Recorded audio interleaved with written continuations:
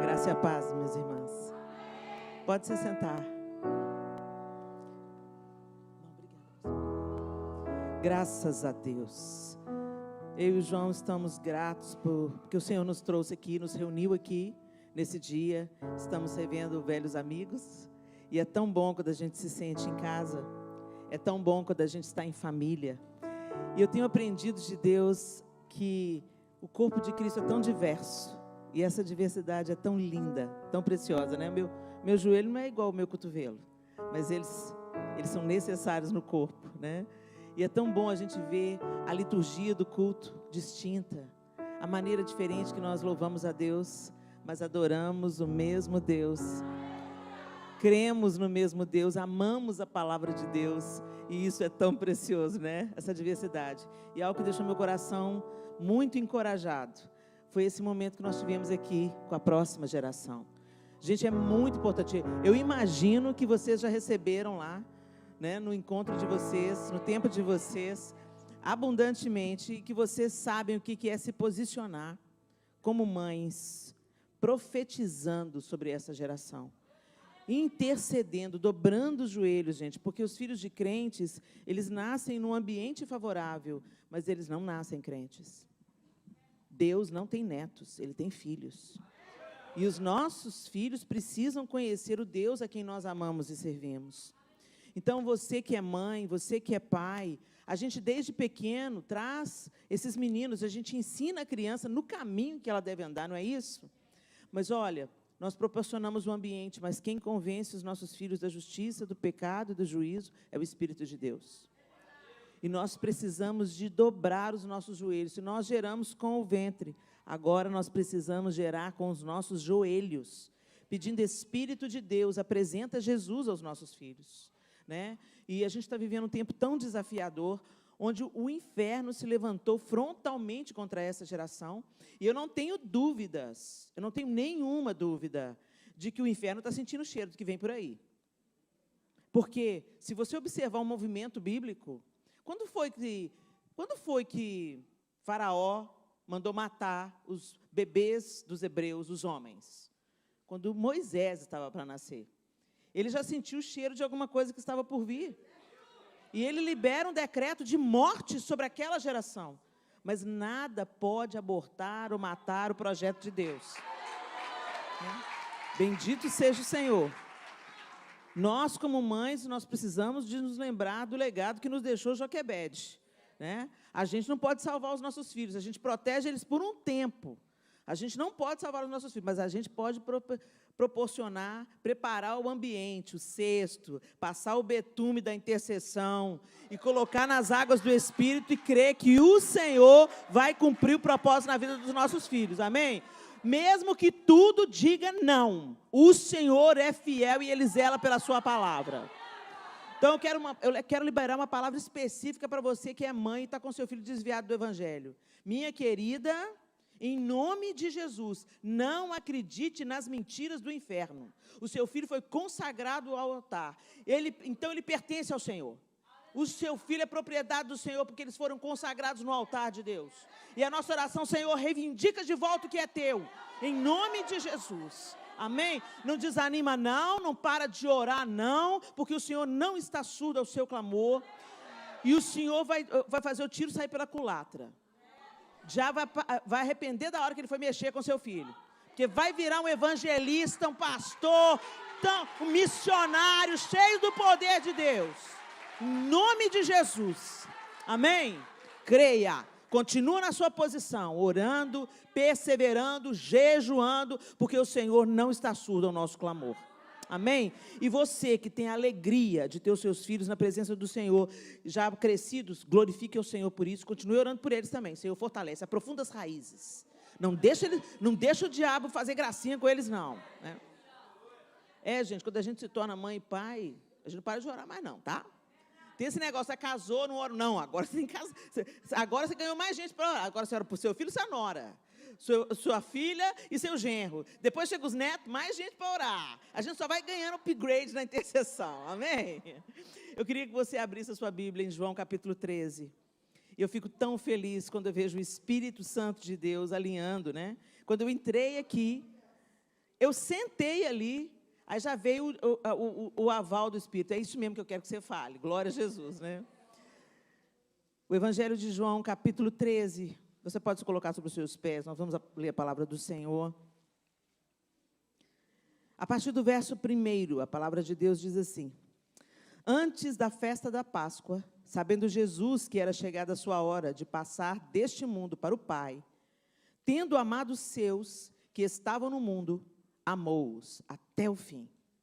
Durante a ceia, tendo já o diabo posto no coração de Judas Iscariotes, filho de Simão, que traísse Jesus, sabendo este que o Pai tinha confiado tudo às suas mãos e que ele tinha vindo de Deus e voltava para Deus, levantou-se da ceia, tirou a vestimenta de cima e, pegando uma toalha, cingiu-se com ela.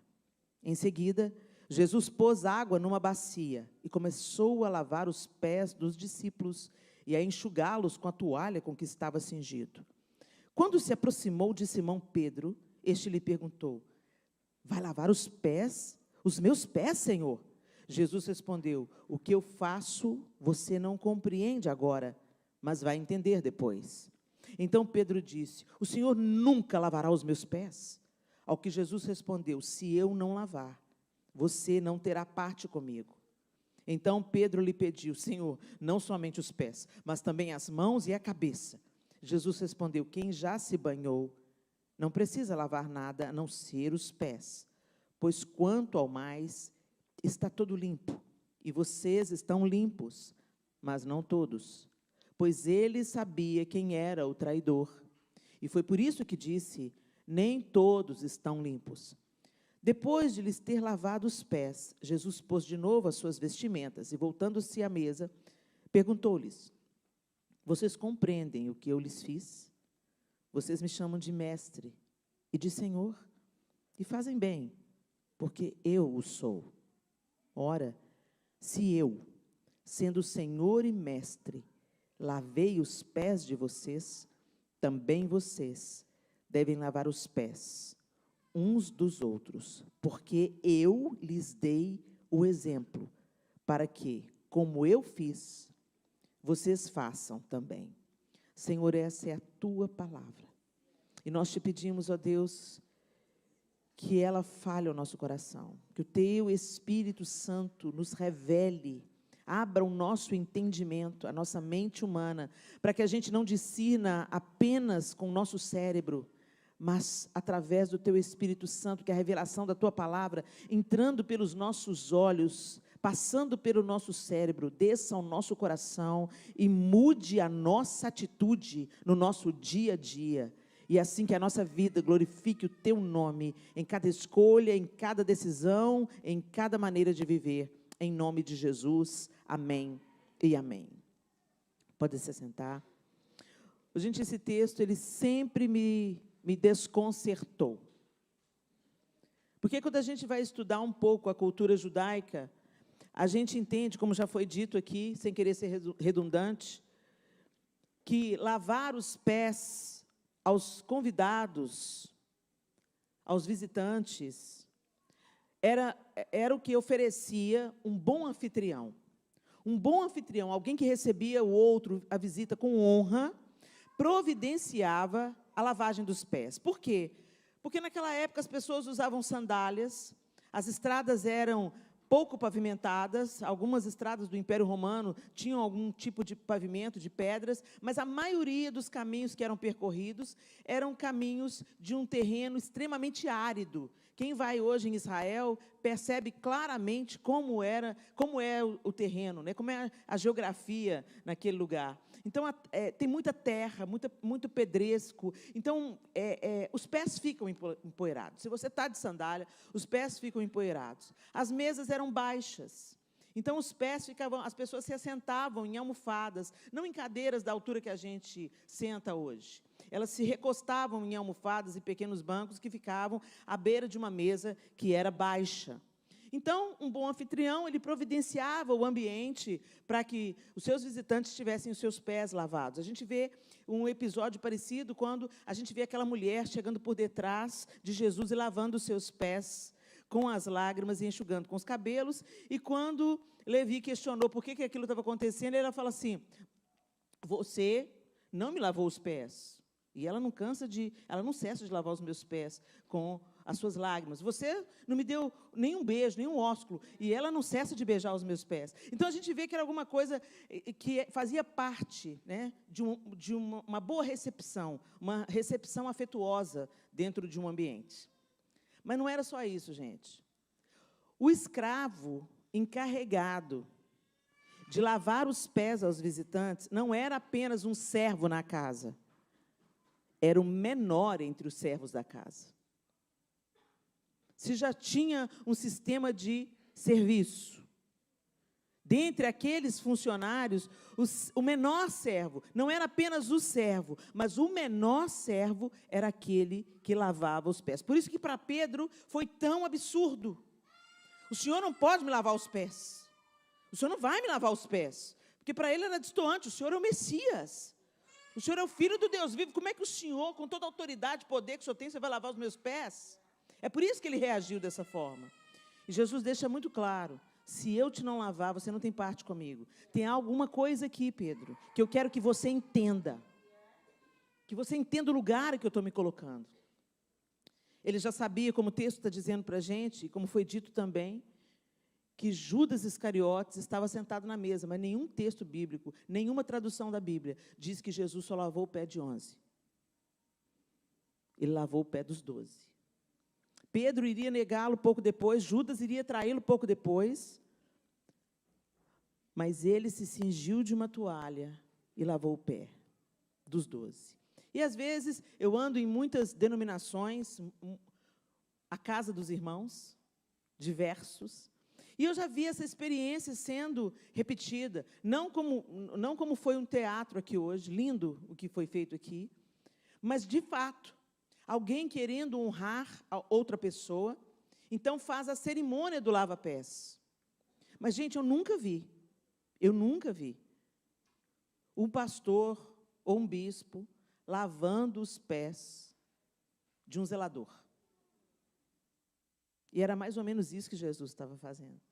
O maior lavando os pés do menor. Vale lembrar, gente, que esse lava-pés, ele proporcionava para a pessoa que recebia refrigério, alívio. Não era apenas um ritual de limpeza. É igual o banho para a gente hoje.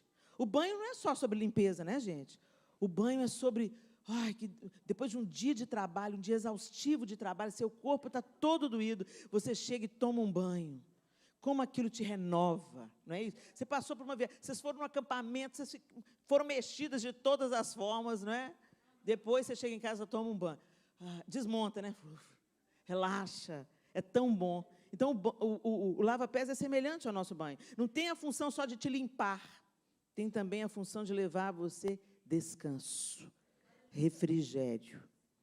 E quando a gente pensa sobre essa perspectiva do lava-pés, Jesus não está mandando a gente repetir a cerimônia do lava-pés. Ele está usando um hábito daquela época, daquela sociedade, para dizer o que estava por trás disso. Se eu sou Senhor e Mestre, vos lavei os pés. Vocês dizem que eu sou o Senhor. Eu sou. Eu não estou negando a minha identidade. Eu sou o Messias, eu sou. Eu sou Deus encarnado, eu sou. E mesmo sendo, eu não me privei, eu não me considerei demasiado grande, a ponto de não poder lavar seus pés. Gente, isso é desconcertante. Isso é desconcertante. Imagina Jesus entrando aqui agora e tirando seu sapato. Imagina Jesus chegando para você e falando: você quer que eu faça uma comida para você? Você entende? O que é isso, Senhor? Você se joga no chão e fala: não, é eu que quero cozinhar para o Senhor. Né? Por isso que ele fala assim: tudo que vocês forem fazer, fazei como para o Senhor. Então, por que não é assim? Se essa é a herança e o legado que nós recebemos, qual que é a função do legado? Gente, o legado é uma geração passa para outra geração uma dádiva que deve ser passada adiante. Uma geração contará a outra geração os feitos do Senhor. Você lembra desse versículo? Pois é, O legado não é só para a gente receber. Não é para a gente só colher das benesses que alguém plantou. Vocês estão inseridos numa nação que desfrutou das benesses dos fundadores dessa nação. Homens e mulheres de oração comprometidos com a palavra. Homens e mulheres tementes a Deus, que estabeleceram um dia, um feriado, para dar graças ao Senhor por todo o bem, por cada colheita. E hoje, como é que essa nação está vivendo? Dá uma observada na cultura da nação que vocês estão inseridos. Eles estão passando isso adiante? Vocês entenderam? O legado não é só para a gente receber e colher das bênçãos.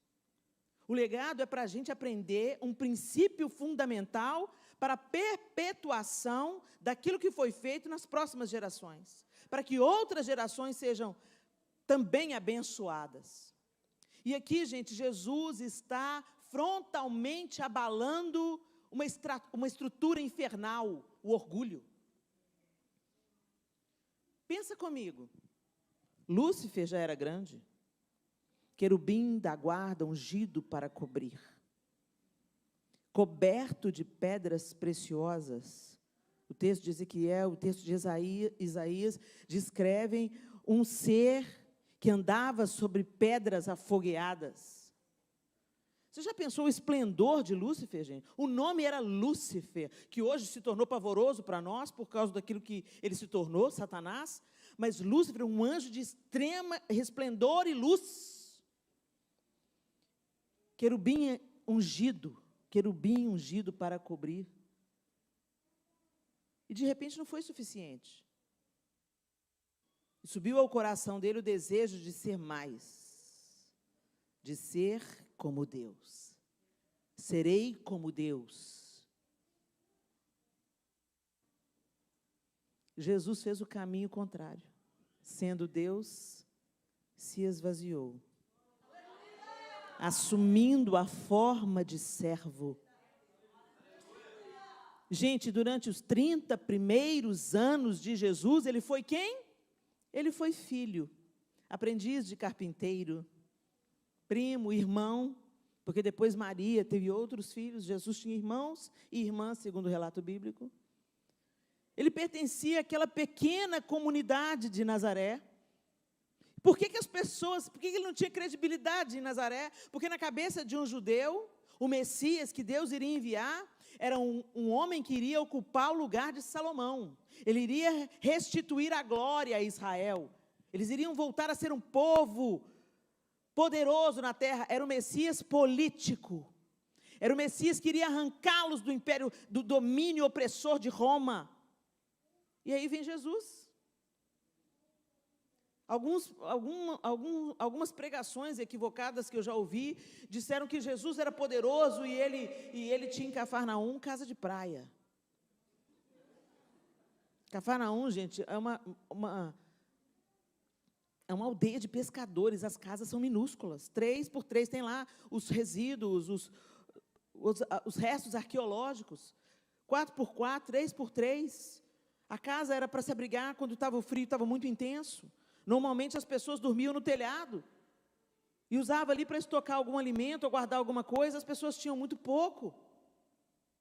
E Jesus tinha casa de praia, difícil. Não, Jesus entrou no jumentinho, porque jumentinho era a BMW da época. Não, gente,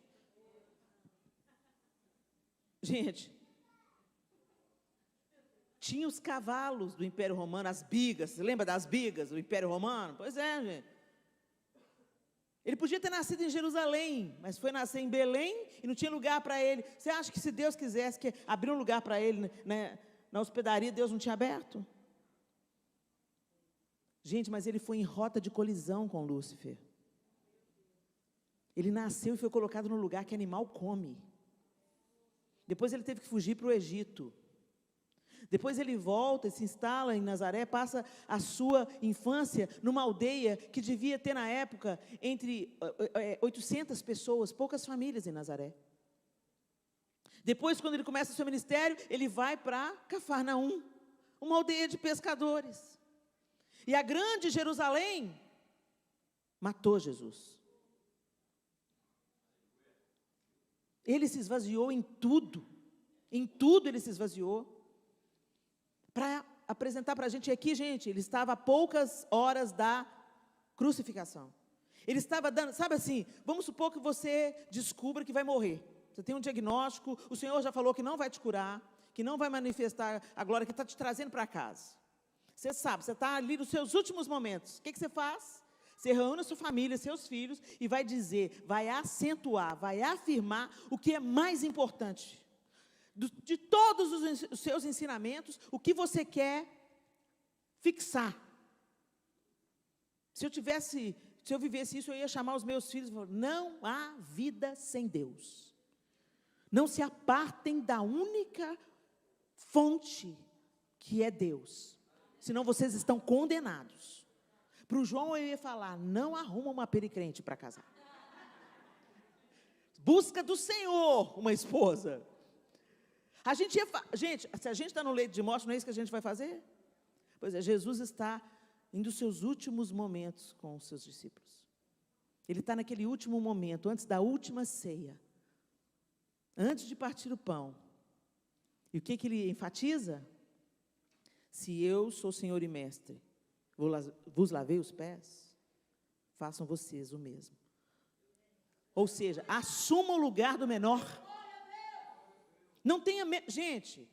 Mas eu me senti tão humilhada. A gente só se sente humilhado quando a gente não é humilde. Não se pode humilhar alguém que é manso e humilde de coração. Os problemas acontecem no casamento por quê? Orgulho. A gente não quer ouvir as lideranças por quê? Orgulho. A gente não quer se submeter a pai e mãe por quê? Orgulho. As estruturas malignas de orgulho estão enraizadas no nosso coração. Em tudo. Se você falar assim, eu não tenho orgulho, olha ele aí. Porque, gente, o pior orgulho que a gente tem é o orgulho espiritual. Quando a gente começa a se sentir melhor do que os outros, porque a gente conhece Jesus. Você se sente mais santa, você se sente mais pura. Gente, uma evidência que eu tenho visto. Quanto mais eu conheço Jesus, quanto mais eu leio sobre Ele, quanto mais eu experimento a comunhão com Ele no quarto, mais eu fico escandalizada com a graça que me alcançou. Menor eu me sinto, mais miserável eu me sinto. E quando eu lido com o meu coração, com as coisas que... Às vezes você se assusta com você? Você se decepciona com você?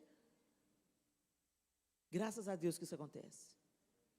Porque é uma oportunidade, um lampejo que Deus está dando para a gente se lembrar que a gente precisa dEle. Ele não estava brincando quando Ele disse, sem mim nada podeis fazer. O desejo de autossuficiência nasceu lá no Éden. Quando a serpente propõe para a mulher, claro que você não vai morrer. Se você comer do fruto, você será como? A mesma coisa que levou ele à queda, ele sopra para dentro da alma humana. Não ficou só lá no Éden, não, gente. O homem está tentando até hoje ser como Deus. A gente gosta de ter controle. A gente gosta de ter a última palavra. A gente gosta de ganhar discussões. A gente gosta de brincar com a vida. Por que está aí? Tem aborto, não tem aborto? Quem é o homem? De onde que vem essa loucura que fala, meu corpo, minhas regras?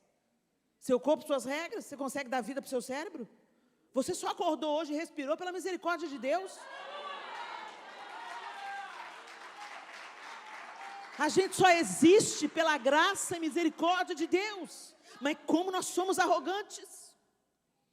Quando tem uma demanda, alguém pensa diferente de você, você tem que provar que você está certo.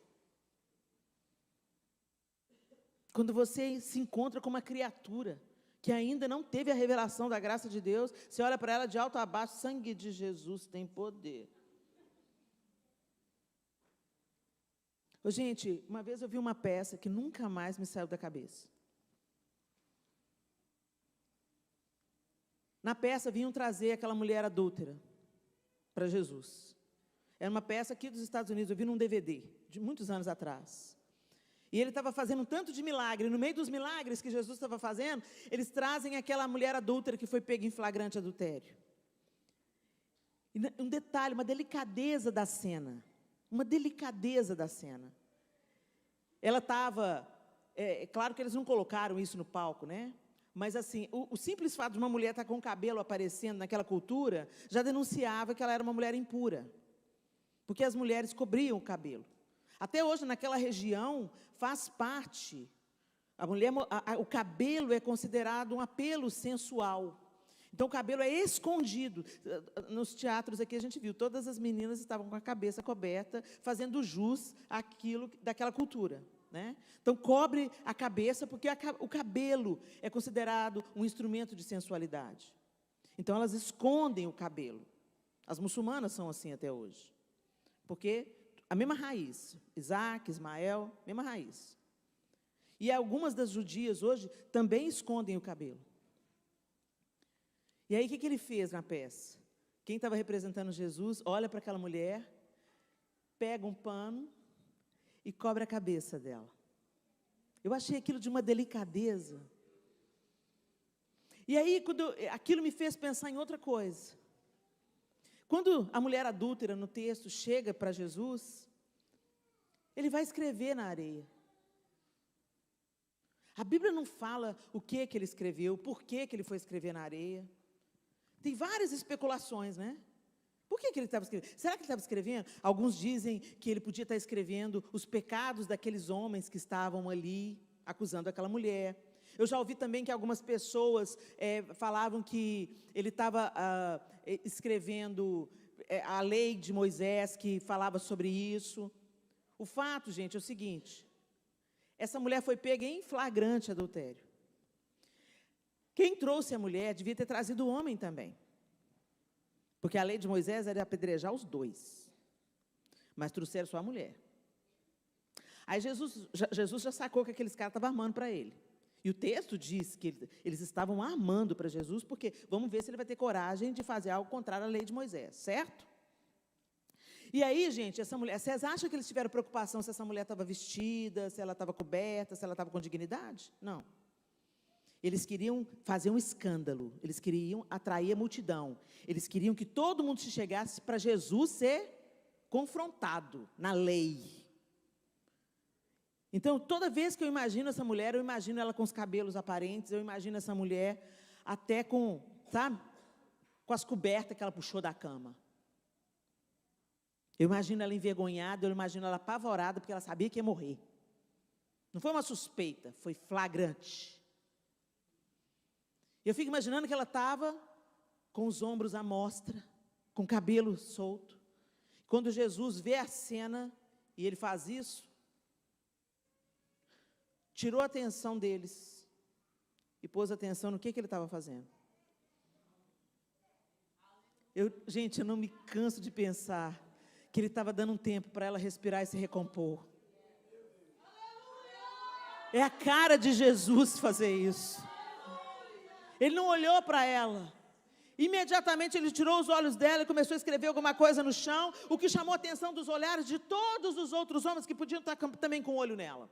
O que ele vai fazer? O que ele está escrevendo? Enquanto isso, eu fico imaginando ela respirando, coração pela boca, e ela cobrindo os ombros, ela cobrindo o cabelo, ela sentindo vergonha, ela querendo desaparecer.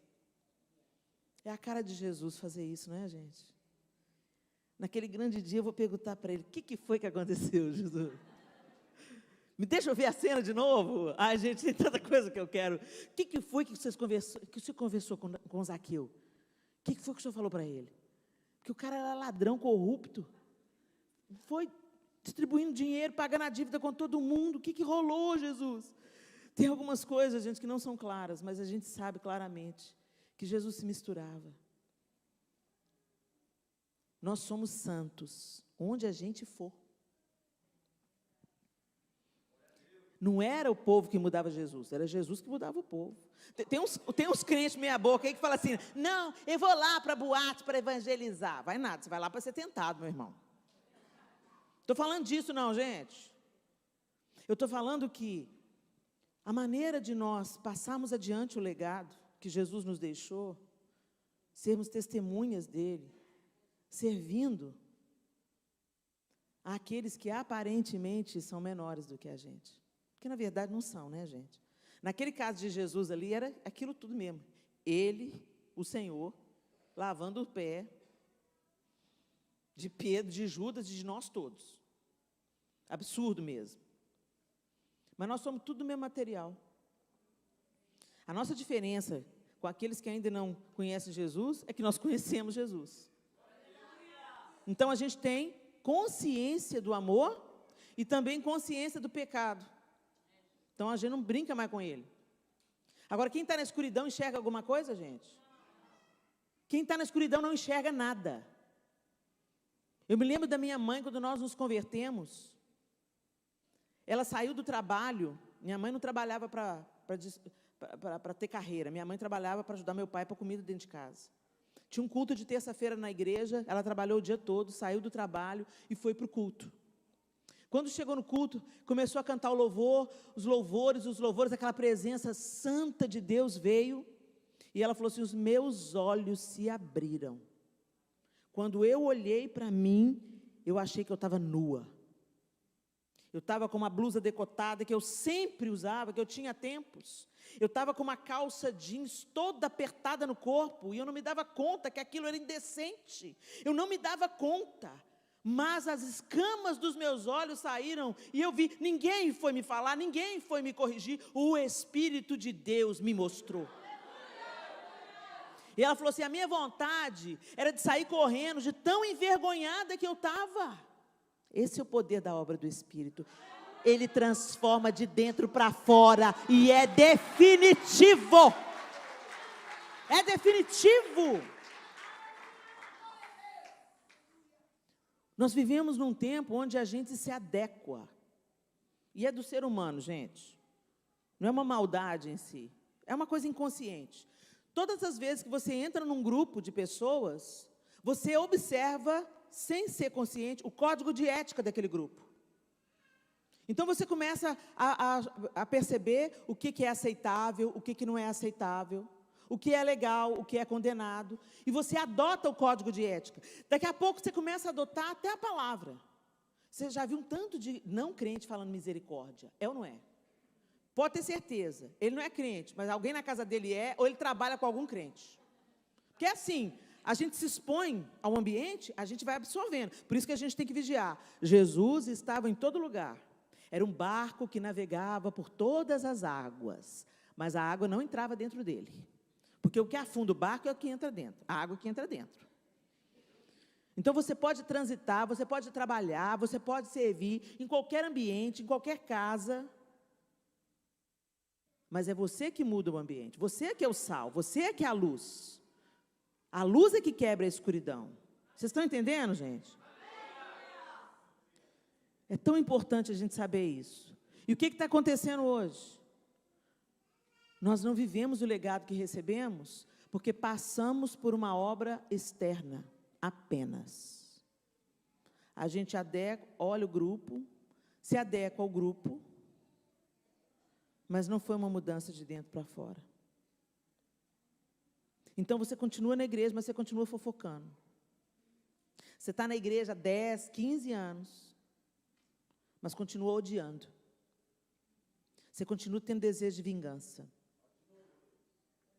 Você continua tendo um coração rebelde e desobediente. Você continua espalhando más notícias. Você continua prestando atenção no tamanho da saia da irmã, mas não está prestando atenção no tamanho da sua língua. Gente, santificação, ela aparece por fora de verdade quando ela transborda. Já encheu dentro, aí transborda. Então não caia na tentação, não caia na tentação de fazer a sua própria reforma exterior.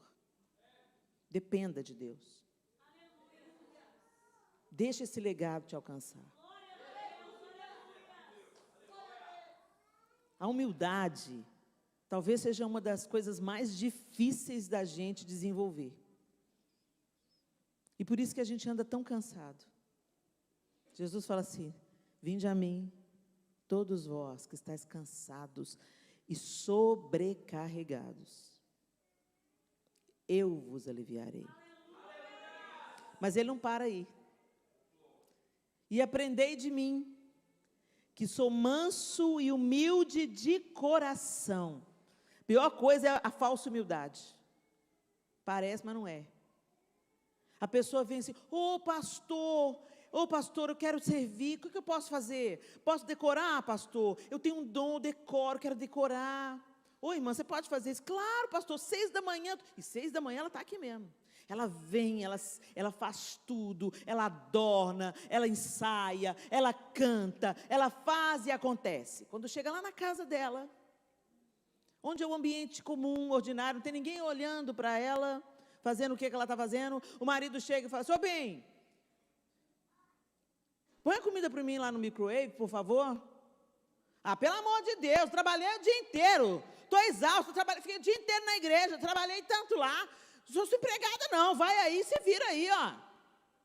Essa aí é quem você é de verdade. Sabe qual que é o nosso pior problema? A máscara social.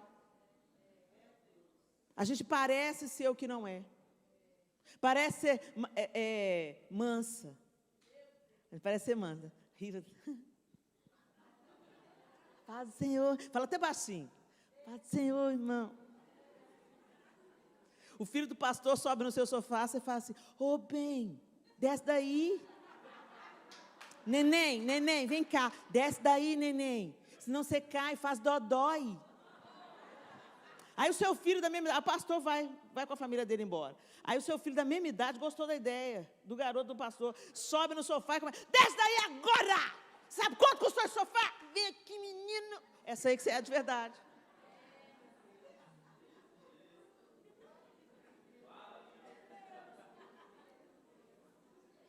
A gente parece, mas não é. E Jesus quer ensinar a gente a ser manso e humilde de coração. Gente, esse legado é indestrutível, é inabalável. Ô, gente, Jesus tinha tanta autoridade que Satanás vem na cara dura e fala, se você é filho de Deus, Jesus não precisava provar nada. Ele podia falar assim, vou te mostrar quem é filho de Deus. Né? Ele ainda conversou com Satanás. Manda que essas pedras transformem em pão, você não é filho de Deus. Manda que essas pedras transformem em pão. Nem só de pão viverá o homem, mas de toda a palavra. Quem tem autoridade, não precisa de bater na mesa e gritar, não, gente. Você já viu algum guarda aqui nos Estados Unidos gritando? Denuncia, ele não é mais autoridade, ele é autoritário. Autoritarismo é a distorção da autoridade. A autoridade de Jesus, se você está cheio da autoridade de Deus, sujeitai-vos a Deus, resisti ao diabo, e ele fazia, ele o quê?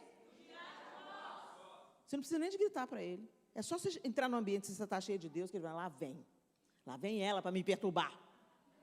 E vai ter que ir saindo, Porque não é sobre o volume da sua voz. A intenção é sobre a autoridade que te reveste e que não é sua, ela vem do alto.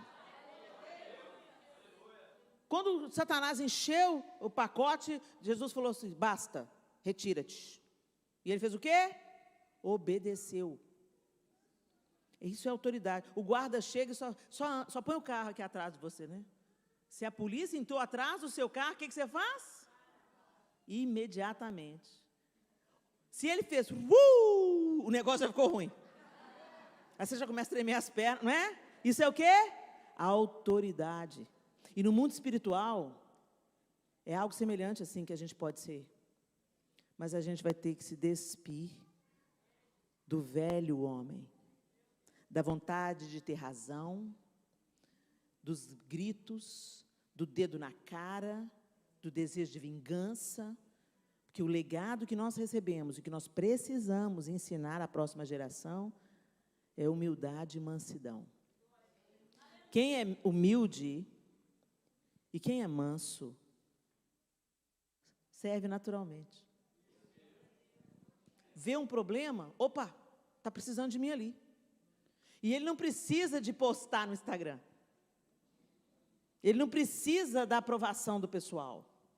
Ele não precisa do pastor vir e falar, filho, muito bem, você fez um ótimo trabalho. Tem gente que serve. Daqui uns 10 anos sai da igreja falando, essa igreja não me valorizou. Sua motivação estava errada. Você não serviu porque você ama a Deus, você serviu querendo visibilidade. Servir é servir. Ser visto é outra coisa. Queira servir, não ser visto. Agora, gente, esse desejo não brota do nosso coração carnal, não, tá? A gente gosta de poder. Você sabe do que eu estou falando. A gente gosta quando vê Deus nos exaltando. A gente gosta quando tanto de gente não acreditou e vem Deus e te exalta. Aí você mostra para todo mundo que a sua vitória hoje tem sabor de mel. Mas, gente, quem está genuinamente servindo a Cristo, você serve e ainda se sente um servo inútil. Ô Senhor, tudo que eu faço ainda é tão pouco comparado diante do seu amor. Agora, essa humildade e mansidão, gente, não é só sobre serviço, é também sobre serviço. Mas o que os nossos filhos têm visto em nós?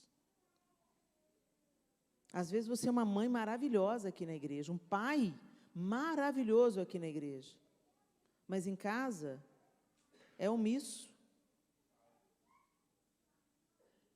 Em casa é raivoso, irritadiço. A humildade e a mansidão, ela deve ser uma perseguição nossa todos os dias. Todos os dias. E servir onde a gente gosta, não tem glória nenhuma nisso. É muito gostoso fazer o que você gosta de fazer. Não é disso que eu estou falando. Eu estou falando de servir aqueles que não merecem absolutamente nada, como já foi dito aqui. É ser uma bênção na vida daquele cara que trabalha com você e te afronta, e te zomba. Porque é isso que Jesus fez, gente. Foi uma bênção para Judas. Até o último momento, Judas veio e beijou na face dele, e ele fala, que vens, amigo. Ele não estava sendo irônico. Ele estava fluindo quem ele era. Quando nós somos, o ambiente externo não consegue nos corromper. A maldade do outro não vai fazer você querer revidar com a maldade. Mas para isso, a gente precisa se expor à doçura e à pessoa de Jesus todos os dias. Quando Jesus fala para Pedro, você não precisa de tomar banho, Pedro. É só lavar os pés. Quem está limpo, não precisa de se banhar de novo. Isso é uma metáfora. Você já foi purificado. Você já entendeu quem eu sou. Mas você precisa lavar os pés. A gente é crente. A gente nasceu de novo. A gente já teve a revelação de Jesus. Amém? Amém. Mas você peca? Então tem que lavar o pé, né? A gente precisa pedir perdão todos os dias. Nós perdemos a prática do arrependimento, da consciência do arrependimento de pecados. Quando Jesus ensina a orar, outro legado, a oração. Pai nosso que estás no céu, santificado seja o teu nome. Presta atenção que eu vou encerrar com isso. Pai nosso que estás no céu, o reconhecimento de que há um Deus todo-poderoso que você pode chamar de Pai. Santificado seja o teu nome. Mas o nome de Deus já é santo. Mas como que ele é santificado? Quando as pessoas veem a face amorosa de Deus em você. Mas recebereis poder ao descer sobre vós o Espírito Santo e sereis minhas. O poder do Espírito Santo é para nós sermos testemunhas de Jesus. E testemunha é aquele que atesta com a vida. Ele é cristão mesmo. Ele parece com Jesus mesmo. Porque na hora que eu passo raiva nele, ele não revida na mesma moeda. Na hora que eu fecho ele no trânsito, ele não corre atrás de mim e põe uma arma na minha cabeça. Helena, mas isso é ser bobo, Helena, isso é ser bobo. Um bom crente é bobo. Aos olhos do mundo nós somos bobos. Que o Senhor nos vingue, que o Senhor nos defenda. Santificado seja o teu nome. O nome do Senhor está sendo santificado através da nossa vida, igreja. Quando as pessoas veem você no seu trabalho, você é honesto, você é pontual, você é correto, elas veem o caráter de Cristo em você. Aquele que recebe o Espírito Santo não consegue ficar vivendo no caráter torto, não. O poder do Espírito nos alinha com o coração de Deus. Venha o teu reino. Reina sobre mim, Senhor. Manda em mim hoje, governa sobre mim hoje. Não interessa os sistemas que estão ao meu redor, o Senhor é que reina na minha casa, o Senhor é que reina na minha família. Eu me submeto ao Senhor. Venha a nós o teu reino. Seja feita a tua vontade. Aí pega, hein? Quando a vontade de Deus não coincide com a sua, né? Seja feita a sua vontade. Aqui na terra, assim como no céu. O pão nosso de cada dia. Confia para hoje. Para de ficar ansioso para amanhã. Para de sacrificar a sua família no altar de Mamon. Para de negligenciar os seus filhos por causa do part-time.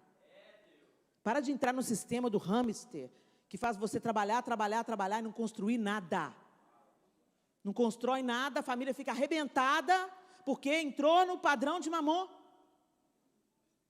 É para você quebrar o sistema, é para você ser sal e luz. É para você trabalhar assim, porque Deus não respalda preguiçoso, não. Mas trabalhe e descansa, trabalhe e desfruta, trabalhe e abençoa os seus filhos. Não deixa faltar o que é necessário. O seu filho pode passar sem um tênis de luxo, mas ele não pode passar sem o seu amor, sem o seu olho no olho. Não sacrifique a próxima geração. Não adianta você estar orando para Deus selar os seus filhos, guardar os seus filhos, ungir os seus filhos quando eles saem para a escola, se dentro de casa eles não têm exemplo. E se você não olha nos olhos dos seus filhos, e se você não discipula os seus filhos. Não terceiriza os seus filhos. Trazer os seus filhos na igreja, vou voltar a dizer, não basta. Porque eles vêm na igreja 1 ou 2 vezes por semana, mas eles moram com você. E eles passam mais tempo na escola. Isso significa que você tem que ser mais intencional ainda. Para amar o seu filho, para ouvir o seu filho, para ler o seu filho. Para se conectar a ele, para falar, Espírito de Deus, me revela o que esse menino está passando. Fala comigo, Deus, como é que eu posso interferir? Está dormindo? Vai lá, unge o menino, unge o quarto dele, unge esse menino. E põe limite nas trevas. Satanás, nesse você não toca em nome de Jesus. Senhor, manda os seus anjos para proteger. Agora, tudo isso, gente, tem que ser acompanhado de exemplo. Nossos filhos estão mais de olho naquilo que a gente faz do que naquilo que a gente fala. Tempos atrás, o meu filho, há uns anos atrás, hoje ele já é casado, Miguel, ele me pegou e me colocou no canto da calçada, me colocou para dentro da calçada. Eu falei, que isso, menino? Você é meu filho, eu sou sua mãe, eu que fico para fora da calçada. Ele falou, não, mãe, eu sou seu filho, mas eu sou homem. Eu já sou um homem. Ele tinha 18 anos. E agora você fica para dentro da calçada, porque eu vejo meu pai fazendo isso com você. Meu papel como homem é te proteger. O João nunca ensinou essa lição para ele. Ele viu. Os nossos filhos estão mais de olho no legado que nós estamos deixando com o nosso exemplo. Se o nosso exemplo for destoante das nossas palavras, o exemplo vai falar mais alto. Não adianta você falar e não fazer. Em nome de Jesus. O pão nosso de cada dia. O Senhor é fiel para te sustentar. Nada vai te faltar. Perdoa as nossas dívidas. Assim como nós perdoamos aos nossos devedores. Você está perdoando o que você precisa perdoar? E não nos deixes cair em tentação, mas livra-nos do mal. Eu não consigo me livrar do mal sozinho, Senhor. Eu posso até me livrar do mal que está ao redor de mim, mas eu não posso me livrar do mal que habita o meu coração, se o Senhor não me livrar de mim mesmo. da minha arrogância, da minha soberba, da minha altivez, da minha vontade de ser aprovada, do meu desejo de sucesso, de ser aplaudida, de ser apreciada, de ser admirada, de ter muitos seguidores no Instagram. Isso tudo não vale nada. Se o Senhor não nos aprovar, não adianta o mundo inteiro nos aplaudir. Dura coisa é quando alguém está em pecado e está sendo usado. Dura coisa. Helena, mas Deus usa a mula. Deus usa quem Ele quer usar. Porque naquele grande dia, Jesus falou, muitos virão e dirão, Senhor, em Teu nome profetizamos. Em Teu nome curamos enfermos. Expelimos demônios. Isso é poder, gente? É poder. Deus fez. Mas fez porque Deus, nada vai deter o que Deus tem para fazer. Agora, dura coisa é ser usado por Deus e ser desaprovado por Ele. Não é porque Deus está te usando, meu irmão e minha irmã, que Ele está te aprovando. Judas era um dos discípulos. E se transformou em instrumento de Satanás. Estar sendo usado por Deus não é respaldo de aprovação. Vocês lembram lá de Balaão? Foi para profetizar contra o povo de Israel e teve que profetizar a favor. Deus usa quem Ele quer.